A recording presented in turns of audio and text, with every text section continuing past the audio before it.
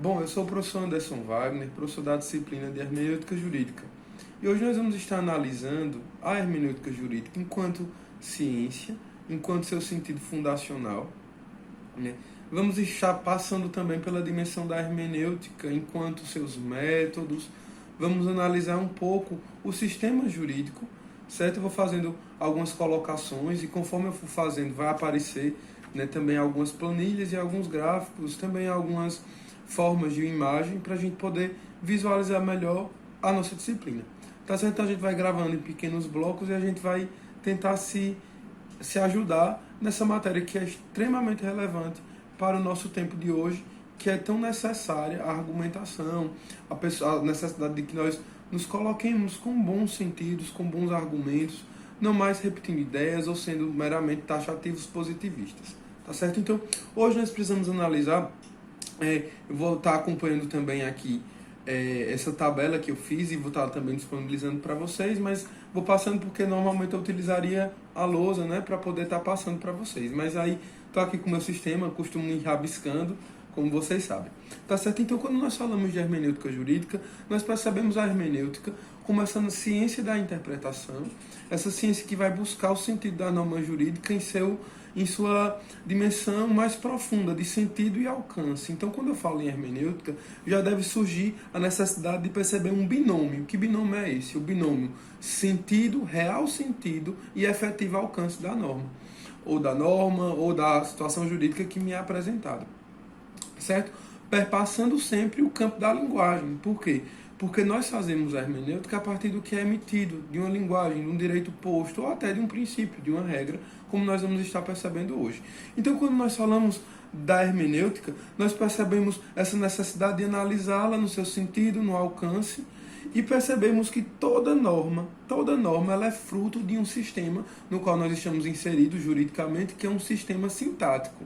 O direito ele consiste em um todo unitário, coerente, sistema sintático. Ou seja, que existe uma ordenação, existe uma ordem, né? Existe um ordenamento, que fica mais feliz na colocação, existe um ordenamento. As normas elas precisam ser ordenadas de maneira plena, de maneira sistemática, certo? Então, por isso nós chamamos que nós estamos diante de um sistema jurídico sintático, organizado, certo? Esse sistema sintático ele é formado pelo um sistema hierárquico, como Hans Kelsen diria, no sistema escalonado das normas. Então nós perpassaríamos primeiramente pelo sol do ordenamento, que seria a Constituição, e dela nós passaríamos pelas leis, decretos, entre outras leis, né? Num sistema escalonado. Só que para Hans Kelsen, para nós chegarmos a essa pureza jurídica, essa pureza do direito, criando uma ciência pura, uma ciência que não sofre interferência, né, do Estado, não sofre interferência dos valores, não sofre a influência dos fatos, como nós viríamos na teoria tridimensional de Miguel Reale, nós podemos dizer que para Hans Kelsen ele busca encontrar essa pureza, um sistema jurídico pleno. Como ele diz, ele busca levar o direito à altura de uma verdadeira ciência. É levar o direito a uma disciplina que não dependa da axiologia, não dependa do fato histórico, não dependa da dimensão valorativa da sociedade, fato, valor, norma. Não, ele quer criar um direito puro. E para poder fazer sentido a sua teoria, Hans Kelsen ele nos traz a norma fundamental hipotética. Essa norma que seria somente um dever, que nos lembra um tanto o imperativo categórico de Kant. Uma norma que está posta, que diz, cumpra a Constituição. Basicamente, é isso que significa a norma fundamental hipotética. Seria algo que estaria, uma norma flutuante, vamos dizer assim, uma norma que estaria acima da Constituição, que seria somente um imperativo, que diz, cumpra a norma. Então, é um tanto um elemento filosófico. Eu costumo perceber dessa forma que Hans Kelsen, ao perceber a norma fundamental hipotética, ele cria, ele afasta o direito da dimensão sociológica, axiológica, que seria o elemento valor, afasta o direito da dimensão histórica, fato, mas em compensação ele traz um argumento filosófico para trazer a plenitude do direito. Isso para vocês estejam conseguindo acompanhar o que eu estou querendo falar. Mas a gente vê, então esse sistema próprio, esse sistema que é esse sistema sintático, como nós podemos dizer, que é unitário, é coerente, é autônomo, e podemos afirmar que esse sistema ele também, eu posso chamá-lo de um sistema, né, próprio, sistema jurídico, que é fruto, né, eu poderia chamá-lo de sistema nomoempírico. Nomoempírico. Por que nomoempírico? Porque ele vai ser, né, essa dimensão normativa estatal, ele busca normatizar a partir também de uma experiência, né? Afastando aqui o que eu falava da pureza kelseniana. O direito nomoempírico é um direito normatizado que vai ser, de certa forma, imperativo, né, que busca ordenar, por isso nomo, empírico, que vai partir de quê?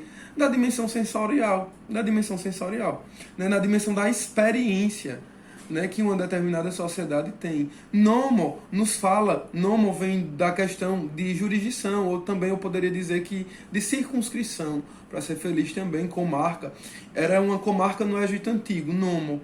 Então seria determinado território, nomo, né, para o Egito Antigo, uma fixação de determinado local. Empírico, essa dimensão, né, da experiência sensorial, a experiência que perpassa o campo do sentido. Então, a experiência dentro de determinado estado, a experiência dentro de determinada região. Nomoempírico, o que é disseminado como costume, o que é disseminado como norma dentro de determinada sociedade, dentro de determinado território.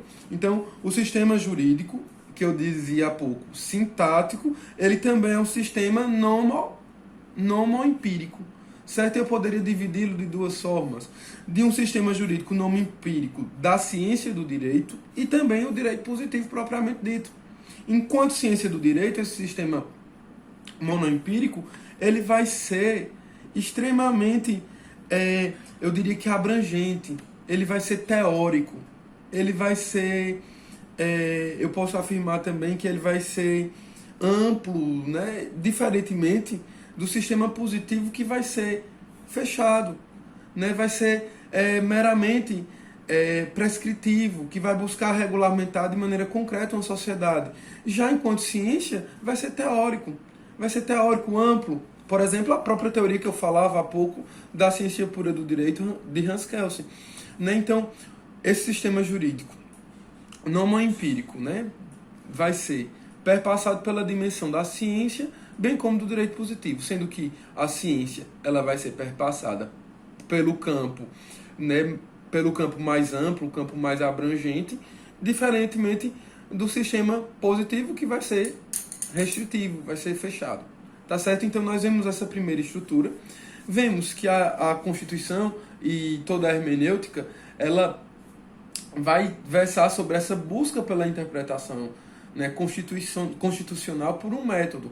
Né? Nós vimos que existem vários métodos, vimos em sala de aula e agora nós estamos vendo por meio dos vídeos, que essas interpretações elas podem ser uma interpretação gramatical, nós podemos ter uma interpretação sociológica, histórica, nós podemos ter uma interpretação meramente lógica, né? Vimos que nós poderíamos ter uma interpretação extremamente restritiva, positivista, né? Poderíamos ter uma experiência de um método interpretativo egológico, né? Ancorados no olhar do nosso argentino, do nosso teórico argentino Carlos Cóssio. Então, vimos que existem várias possibilidades para encontrarmos um sentido e encontrarmos um método de interpretação para qualquer texto normativo, inclusive um método interpretativo para o texto constitucional.